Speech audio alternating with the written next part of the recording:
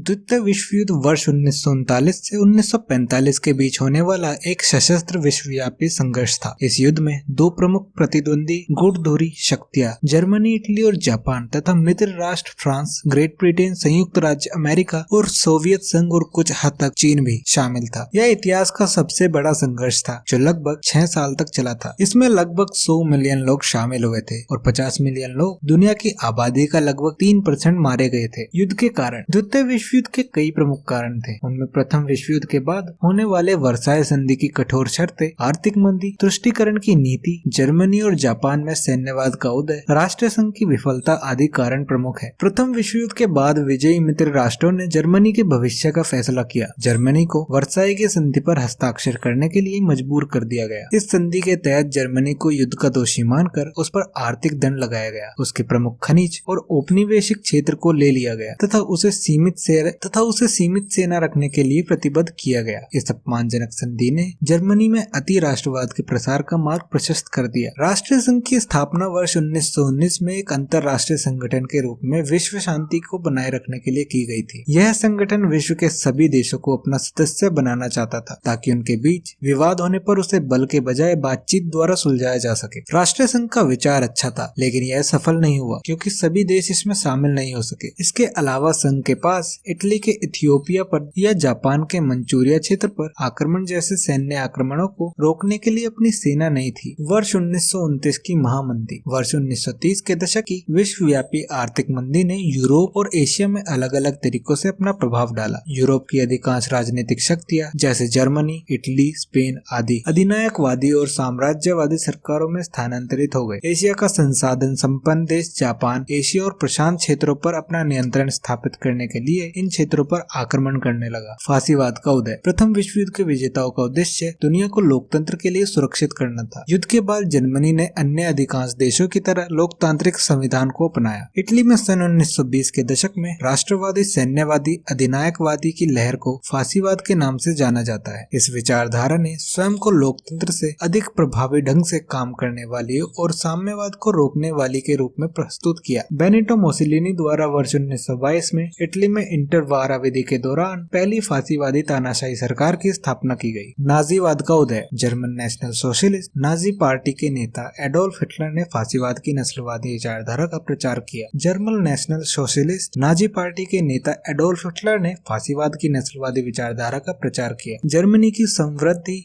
धन और वैभव को पुनः बहाल करने और जर्मन लोगों के लिए अतिरिक्त रहने की जगह को सुरक्षित करने का वादा किया। हिटलर वर्ष 1933 में जर्मन चांसलर बना और उसने आगे चलकर खुद को एक तानाशाह के रूप में स्थापित कर लिया। नाजी शासन ने वर्ष 1941 में स्लाव यहूदियों और हिटलर की विचारधारा के दृष्टिकोण से हीन समझे जाने वाले अन्य तत्वों के खिलाफ युद्ध शुरू कर दिया। तुष्टीकरण की नीति। हिटलर ने खुले तौर पर वर्साय की संधि का उल्लंघन किया और जर्मनी की सेना तथा हथियारों का गुप्त रूप से निर्माण शुरू कर दिया। हिटलर की गतिविधियों के बारे में ब्रिटेन और फ्रांस को पता था लेकिन उन्हें लगा कि एक मजबूत जर्मनी ही रूस के साम्यवाद के प्रसार को रोक सकता है। इस तुष्टीकरण का म्यूनिक समझौता सितंबर 1938 एक प्रमुख उदाहरण था। इस समझौते में ब्रिटेन और फ्रांस ने जर्मनी को चेकोस्लोवाकिया के उन क्षेत्रों में प्रवेश करने की अनुमति दे दी जहाँ जर्मन भाषी लोग रहते थे। जर्मनी ने वादा किया था कि वह शेष चेकोस्लोवाकिया या किसी अन्य देश पर आक्रमण नहीं करेगा, लेकिन जर्मनी द्वारा मार्च 1939 में इस वादे को तोड़कर शेष चेकोस्लोवाकिया पर आक्रमण कर दिया गया। इसके बाद भी ब्रिटेन और फ्रांस द्वारा सैन्य कार्रवाई नहीं की गई। द्वितीय विश्व युद्ध की प्रमुख घटनाएं। अंतरराष्ट्रीय तनाव। वेनिस गृह युद्ध। जर्मनी और ऑस्ट्रिया का संघ हिटलर द्वारा सुडेटेनलैंड पर कब्जा और चेकोस्लोवाकिया पर आक्रमण के 3 वर्षों में अत्यधिक बढ़ जाने के कारण धुरी और मित्र शक्तियों के बीच संबंध बिगड़ने लगे। जर्मनी द्वारा 1 सितंबर 1939 को पोलैंड पर आक्रमण के 2 दिन बाद ब्रिटेन और फ्रांस ने जर्मनी के खिलाफ युद्ध की घोषणा कर दी। इस घटना ने द्वितीय विश्व युद्ध की शुरुआत कर दी। वाक युद्ध। पश्चिमी यूरोप युद्ध के पहले कुछ महीनों के दौरान बहुत शांत था। युद्ध की इस अवधि को वाक युद्ध यानी फोने वार के रूप में जाना जाता है। इस दौरान युद्ध की तैयारी जारी रही लेकिन वास्तविक सैन्य संघर्ष बहुत कम हुआ। पश्चिमी यूरोपीय देशों के नागरिकों को सुरक्षित स्थानों पर पहुंचाया गया। रिबेनट्रोप की संधि। जर्मन तानाशाह एडोल्फ हिटलर ने वर्ष 1939 के शुरुआती दौर में पोलैंड पर आक्रमण करने का निश्चय कर लिया था। पोलैंड को फ्रांस और ब्रिटेन द्वारा जर्मन आक्रमण के समय सहायता दिए जाने का आश्वासन प्राप्त था। हिटलर का पूरा इरादा पोलैंड पर आक्रमण करने का था, लेकिन इससे पहले वह सोवियत संघ के विरोध को खत्म करना चाहता था। यद्यपि जर्मनी और सोवियत संघ के बीच मॉस्को में अगस्त 1939 में अनाक्रमण समझौता हो चुका था। शीतकालीन 1940 रूस और फिनलैंड के बीच शीतकालीन युद्ध मार्च 1940 में खत्म हुआ था और अगले महीने जर्मनी ने डेनमार्क और नॉर्वे पर आक्रमण कर दिया था। डेनमार्क ने तुरंत आत्मसमर्पण कर दिया, लेकिन नॉर्वे ने ब्रिटेन और फ्रांस की सहायता से जून 1940 तक जर्मनी का मुकाबला किया। फ्रांस का पतन 1940। जर्मनी ने स्कैंडिनेवियाई देशों के साथ युद्ध समाप्त होने के बाद फ्रांस, बेल्जियम और हॉलैंड पर आक्रमण किया। इस चरण के दौरान पश्चिमी यूरोप ने तड़ित युद्ध प्रणाली का सामना किया। जर्मनी की सेना दुश्मनों पर लड़ाकू हवाई जहाजों से अति तीव्र गति से हवाई हमले करके उन्हें बर्बाद कर देती थी। इस तरह जर्मन सेना दुश्मनों को मुकाबला करने का मौका ही नहीं देती थी। जर्मनी ने फ्रांस में कठपुतली फ्रांसीसी विची सरकार के साथ युद्ध विराम पर हस्ताक्षर किए। हिटलर ने फ्रांस पर विजय प्राप्त करने के बाद ब्रिटेन पर आक्रमण की तैयारी शुरू कर दी थी। ब्रिटेन पर जर्मनी का आक्रमण 1940। ब्रिटेन पर जर्मनी का आक्रमण जुलाई से सितंबर 1940 तक लगातार जारी रहा। यह पूरी तरह से हवा में लड़ी जाने वाली पहली लड़ाई थी। जर्मनी ने हवाई मार्ग से प्रमुख कारखानों और शहरों पर हमला करने का फैसला लिया, लेकिन रॉयल एयर फोर्स बड़ी मुश्किल से उन्हें बचाने में सफल रही। अंततः जर्मनी ने ब्रिटेन पर आक्रमण की अपनी योजनाओं को अनिश्चित काल के लिए स्थगित कर दिया। यूरोप महाद्वीप ब्रिटेन को छोड़कर नाजी नियंत्रण के बाद युद्ध को वैश्विक स्तर पर ले जाया गया। मुसोलिनी की सेना की ग्रीस और टोब्रुक में हार के बाद जर्मन सेना उत्तरी अफ्रीका तक पहुंच गई और ग्रीस तथा उसने अप्रैल 1941 में यूगोस्लाविया पर आक्रमण कर दिया। Operation Barbarossa. हिटलर ने ब्रिटेन में हार का सामना करने के बाद रिबेंट्रोप संधि को रद्द कर वर्ष 1941 में रूस पर आक्रमण कर दिया। सेबेस्टोपोल को अक्टूबर के अंत तक जीत लेने के बाद अगला कदम मॉस्को पर साल के अंत तक विजय पाना था। रूस के जिस शीत ऋतु का अनुभव नेपोलियन ने एक सदी पहले किया था, वैसा ही अनुभव जर्मनी को करना पड़ा। सोवियत संघ ने दिसंबर में पलटवार किया और बसंत ऋतु पूर्वी मोर्चा स्थिर रहा। Pearl Harbor. अमेरिकी व्यापार प्रतिबंधों से परेशान जापान ने 7 नवंबर 1941 को हवाई में स्थित अमेरिका नौसेना बेस पर्ल हार्बर पर एक अचानक हमला कर दिया। इसने यह सुनिश्चित किया कि वैश्विक संघर्ष शुरू हो गया है। इस हमले के कुछ दिनों बाद जर्मनी ने अमेरिका के विरुद्ध युद्ध की घोषणा कर दी। जापान ने पर्ल हार्बर पर हमला करने के एक सप्ताह के भीतर ही फिलीपींस, बर्मा और हांगकांग पर आक्रमण कर दिया। युद्ध में अमेरिका का प्रवेश। द्वितीय विश्व युद्ध में अमेरिका ने वर्ष 1942 में प्रवेश किया। अमेरिका के लड़ाकू विमानों ने इस युद्ध में निर्णायक भूमिका निभाते हुए 4 जापानी वाहक और एक युद्धपोत को नष्ट कर दिया। नाजियों द्वारा यहूदी लोगों की सामूहिक हत्या की खबरें मित्र राष्ट्रों तक फैल गई और अमेरिका इन अपराधों का बदला लेने का वादा किया। जर्मनी की पराजय। वर्ष 1942 के उत्तरार्ध में ब्रिटिश सेना ने उत्तरी अफ्रीका और स्टालिनग्राड पर जवाबी कार्रवाई की। जर्मनी ने फरवरी 1943 में स्टालिनग्राड में सोवियत संघ के सामने आत्मसमर्पण कर दिया। जर्मन सेना की यह पहली बड़ी हार थी। इसके अलावा उत्तरी अफ्रीका में जर्मन और इतालवी सेनाओं ने मित्र राष्ट्रों के सामने आत्मसमर्पण कर दिया। रूसी सेना को पूर्वी मोर्चे पर बढ़त मिलने लगी। इसने जर्मनी से खार्किव और कीव को वापस ले लिया। इसके अलावा मित्र देशों के बम वर्षकों ने जर्मन शहरों पर हमला करना शुरू कर दिया। रूसी सेना 21 अप्रैल 1945 को बर्लिन जर्मनी की राजधानी तक पहुंच गई। हिटलर ने 30 तारीख को खुद को गोली मारकर आत्महत्या कर ली और मुसोलिनी को इटली के देशभक्तों द्वारा पकड़कर फांसी दे दी गई। जर्मनी ने 7 मई को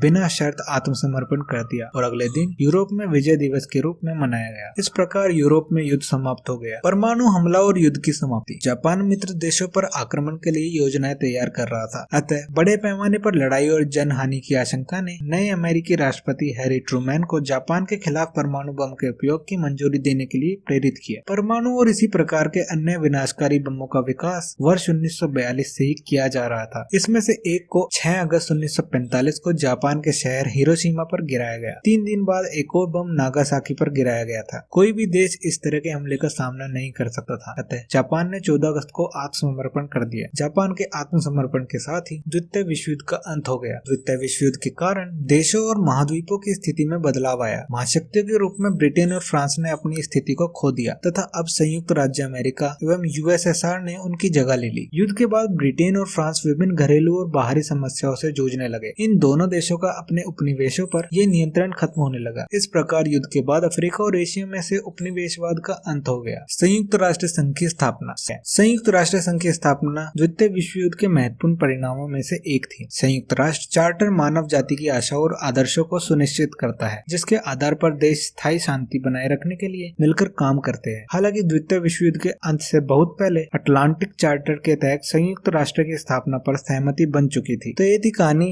वर्ल्ड वॉर 2 की। वीडियो पसंद आए तो वीडियो को लाइक करें, सब्सक्राइब करें और कमेंट जरूर करें।